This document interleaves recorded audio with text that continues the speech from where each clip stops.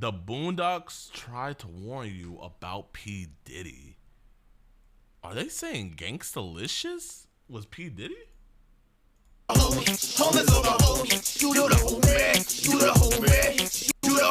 BoonDocks exposed P. Diddy over a decade ago. There's a song called Do the Homies, which is supposed to be a spoof on rap music back then. Notice how P. Diddy clips of him singing I Need a Girl really fit well with Homies Over Hoes.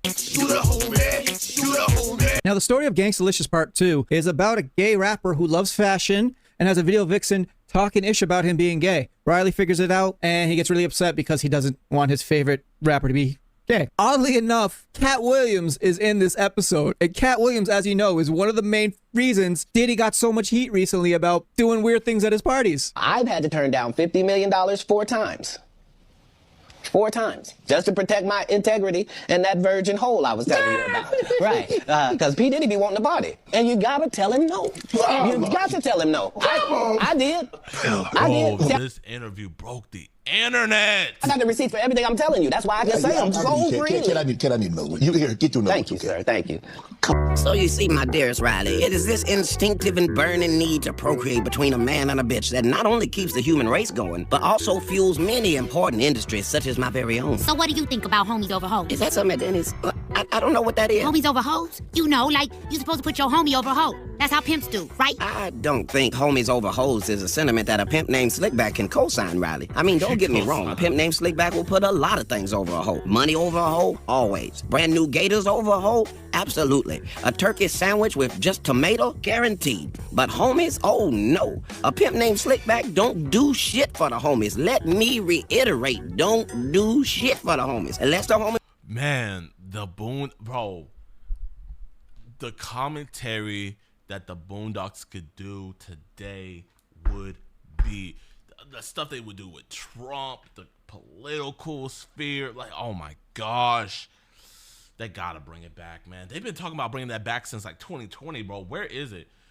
John Witherspoon, I know he died, man, but like his son does a perfect impersonation, man. And I think that'll be lit to have his son carry on the mantle. Bro, they gotta bring it back. We want to walk that stroll and get that money. The homie ain't getting a goddamn thing. And the same goes for brothers, peeps, dudes, fellas, dunnies, comrades, whatever the is calling each other nowadays.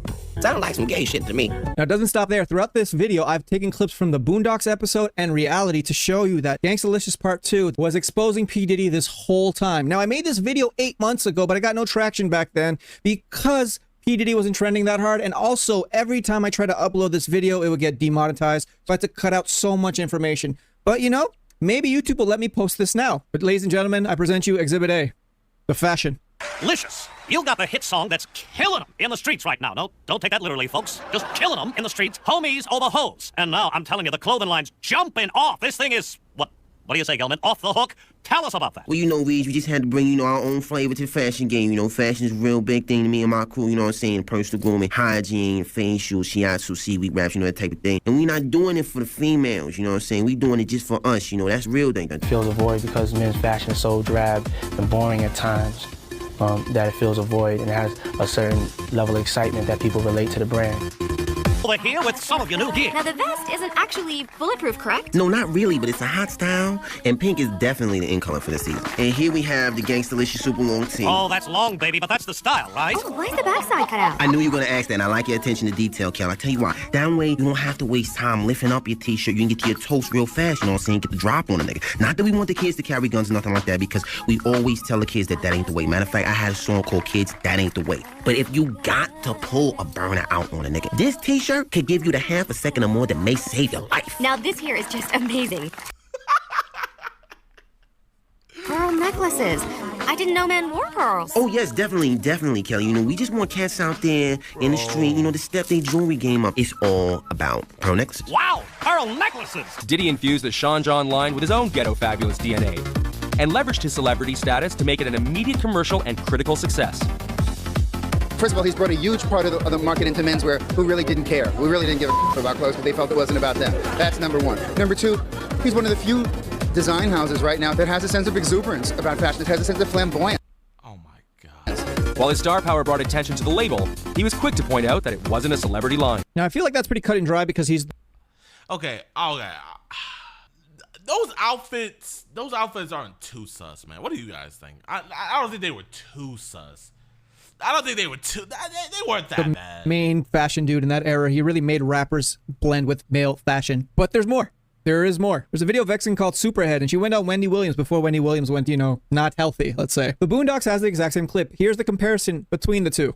We are back with our guest Jessica Eagleberg, also known as Wonder Cheeks, reading excerpts from her amazing new best-selling book, The Private Lives of Superstar Rappers. Of all the rappers I met during those years, I loved Gangstalicious the most. I called him Freddie. I wanted more than anything to give my heart to him forever, but I couldn't because he was so unbelievably gay. So unbelievably gay? Gay? Alrighty, everybody, it's the Wendy Williams Experience. Well, the book is in stores now. It's called Confessions of a Video Vixen by Karen Steffens. From this point on, we'll refer to her as Superhead. That's what she named herself, and here she comes. There was a party in Miami, and you showed up with Exhibit, and it was Puffy was at the party, or it was his party.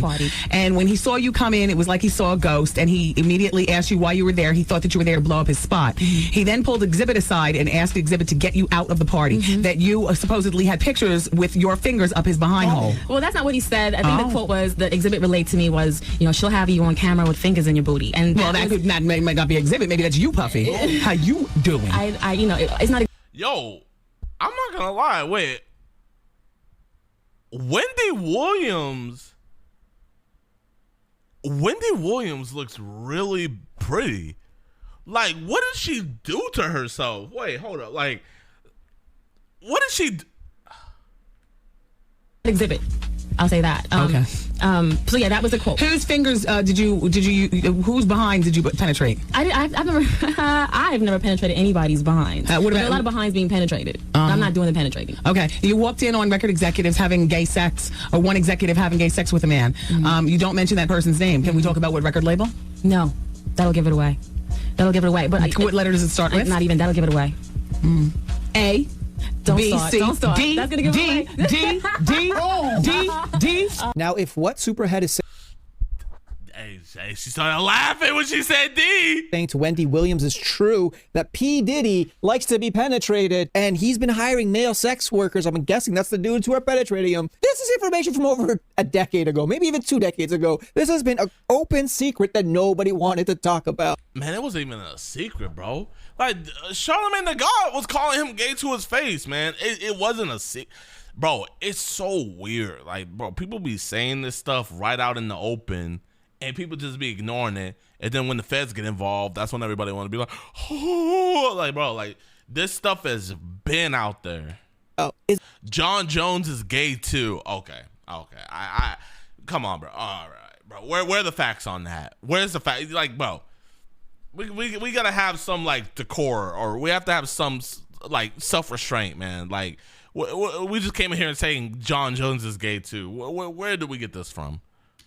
Is it so far-fetched that the BoonDocks knew about this information? Aaron Magruder probably knew about all this, had a theory that every rapper that came out was gay, and he made it into an episode for the BoonDocks. Are you convinced that the story of Gangstalicious Part 2 is about P. Diddy, that this cartoon from 10 years ago tried to warn us that P. Diddy is this way, but they didn't know the Epstein variable about P. Diddy's behavior? So leave your comments below. I'll see you in the next video. You see, I'm not gonna lie. I think it just fits P. Diddy, but I can't sit up here and say that it was like just towards P. Diddy.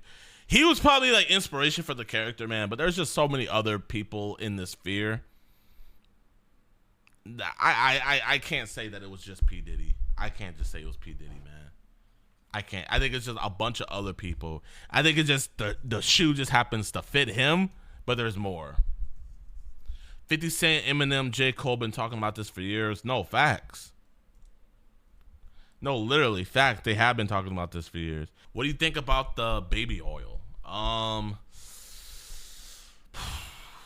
Man, I mean, those are just like the unused bottles of baby oil. I'm just wondering how many bottles of baby oil they actually went through.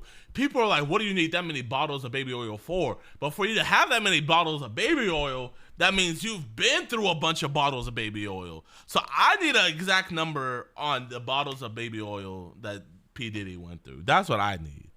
That's what I'm curious about, man. I think that's the questions I need to be asked.